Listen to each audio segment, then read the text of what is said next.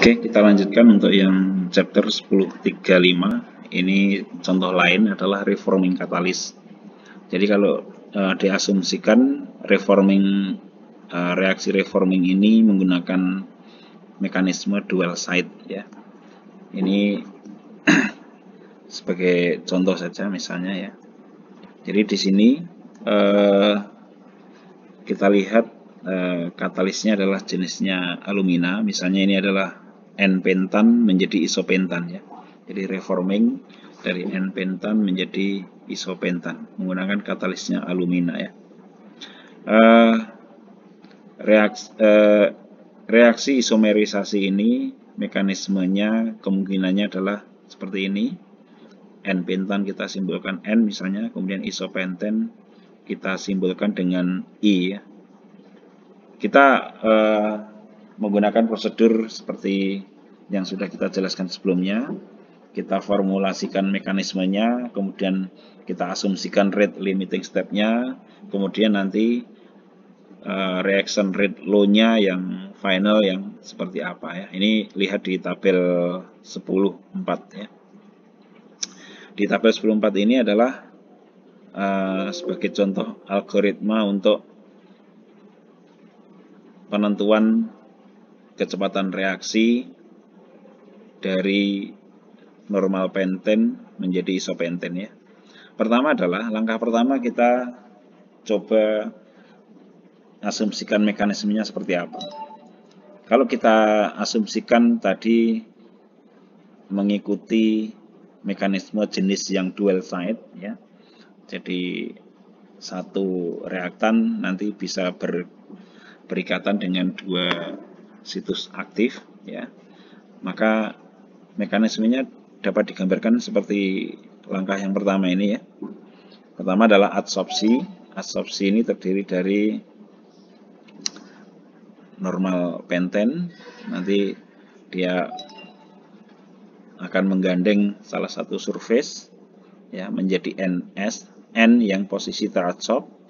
Kemudian nanti di surface-nya N yang sudah posisi teradsorb itu akan dia berhubungan dengan situs kosong yang lain, akan berubah menjadi isopenten yang posisinya juga masih teradsorb, juga akan dihasilkan situs kosong yang lain juga. Tahap yang terakhir adalah disorpsi. Jadi isopenten yang sudah teradsorb, yang posisi teradsorb tadi akan terdisorpsi menjadi I yang fase bulk ya. Ini adalah mekanismenya, kita asumsikan seperti itu. Kemudian yang berikutnya adalah mengasumsikan langkah yang menentukan kecepatan reaksinya yang mana, adsorpsi, surface reaction, atau desorption ya. Misalnya di dalam kasus ini kita pilih surface reaction ya, kita pilih asumsinya adalah surface reaction yang menentukan ya. Karena apa? Karena lebih dari 75% dari reaksi heterogeneous itu adalah bukan dikendalikan oleh difusinya ya, bukan juga baik difusi yang adsorpsi maupun difusi yang desorpsi, tapi 75% dari reaksi heterogeneous itu adalah surface reaction. Karena sebenarnya kita bisa mengkondisikan supaya yang mengendalikan itu adalah surface reaction dengan cara kita mengatur ukuran dari partikel katalisnya berbanding dengan ukuran dari diameter reaktornya. Misalnya kita asumsikan ini surface reaction limited ya, berarti kita mengacu kepada section sebelumnya tadi.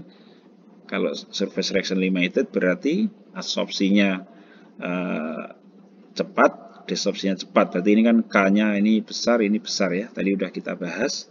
Maka kecepatan akhir dari surface reaction ini adalah ya min Rn. Jadi kecepatan reaksi total dari isomerisasi N-penten itu sama dengan kecepatan reaksi di permukaan katalisnya.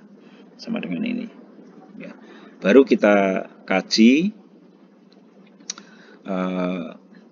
tadi adsorpsi dan desorpsinya Ka dan Kd-nya besar sekali dibandingkan dengan Ks-nya. Maka kita asumsikan bahwa R adsorption dan diberbanding terhadap Ka itu sama dengan 0 karena Ka-nya besar, Kd-nya juga besar ya.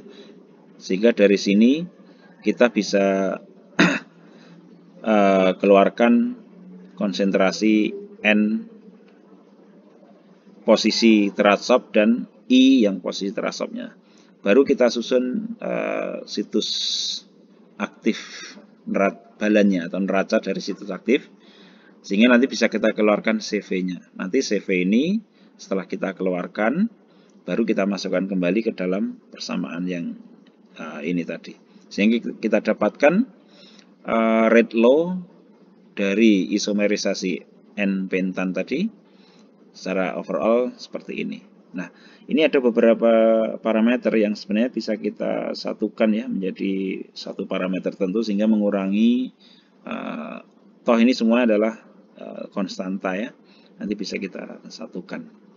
Ini adalah persamaan kecepatan akhir ya dengan asumsi tadi surface reaction yang mengendalikan.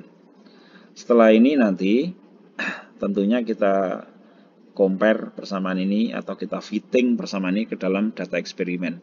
Baru nanti kita dapatkan nilai-nilai dari konstantanya K, Kp, Kn, dan Ki.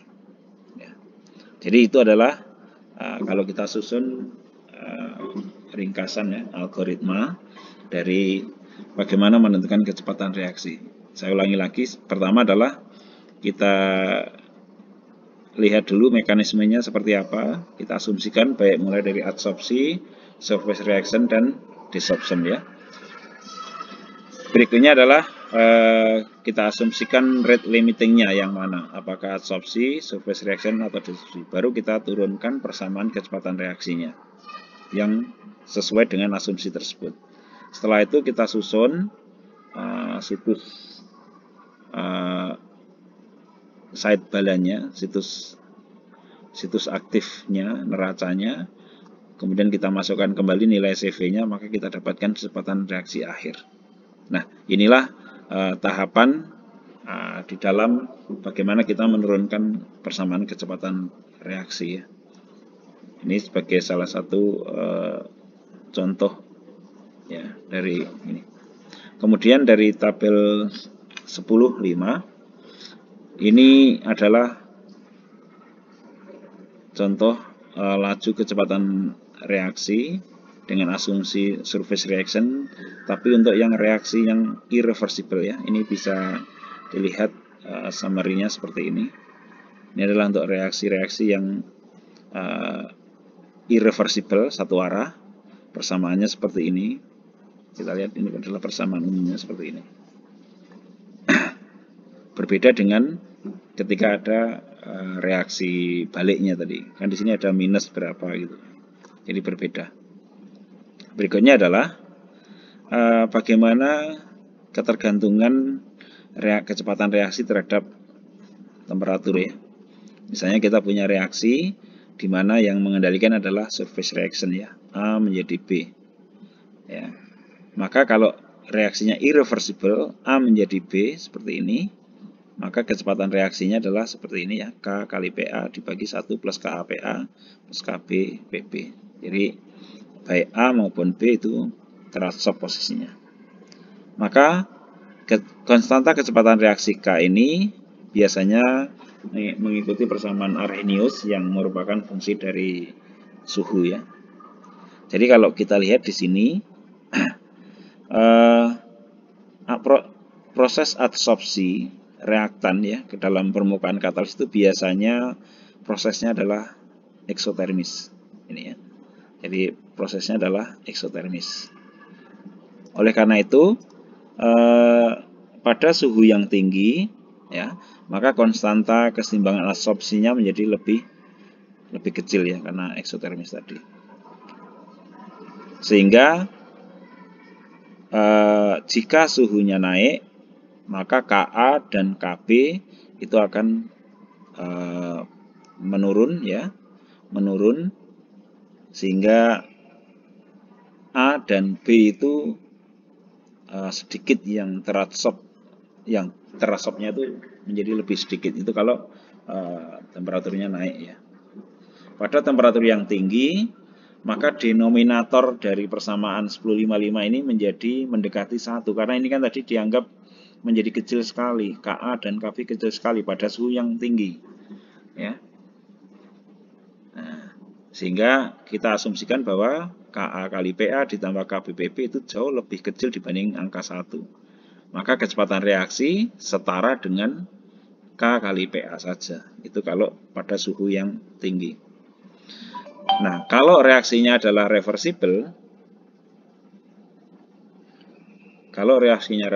adalah min Ra sama dengan K kali Pa, dan ini reaksi yang ke kirinya. Jadi saya kira seperti itu. Ini adalah ketergantungan kecepatan reaksi terhadap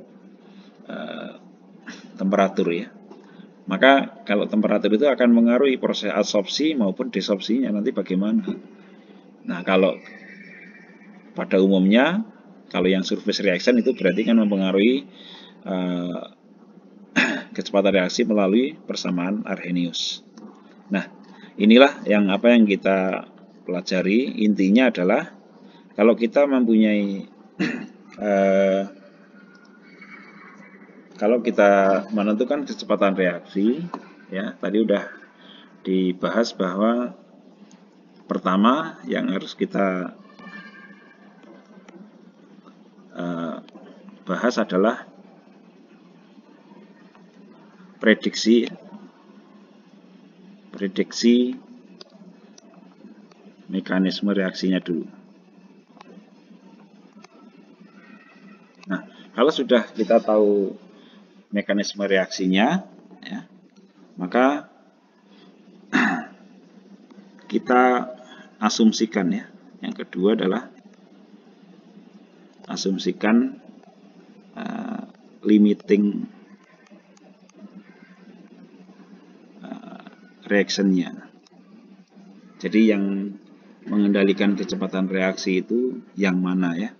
Ini ada 3 asumsi tadi, apakah adsorpsi reaktan, ataukah surface reaction, atau desorption dari produknya, ya. Nah, tadi udah ada statement juga bahwa 75% dari heterogeneous reaction itu adalah surface reaction, ya. Maka kalau surface reaction yang menentukan, maka ukuran partikel katalis itu harus kecil, ya, sehingga difusi, ya, itu bisa diabaikan, ya. Jadi kecepatan atau lambatnya difusi itu bisa diabaikan, ya. Difusi dari permukaan partikel ke dalam partikel itu seharusnya bisa diabaikan. Maka nanti itu ada hubungannya juga, perbandingan antara partikel katalis, ya, antara partikel katalis dengan diameter reaktor. Nah, kira-kira seperti itu, ya. Kemudian berikutnya adalah kalau sudah kita pastikan limiting reaction-nya, limiting kecepatan reaksinya, maka kita turunkan lagi kecepatan reaction rate law-nya yang overall-nya. Jadi reaction rate law overall itu mengikuti apa yang sudah diasumsikan tadi, ya. Saya kira itu yang secara keseluruhan bagaimana menentukan kecepatan reaksi dari suatu heterogeneous reaction. Terima kasih.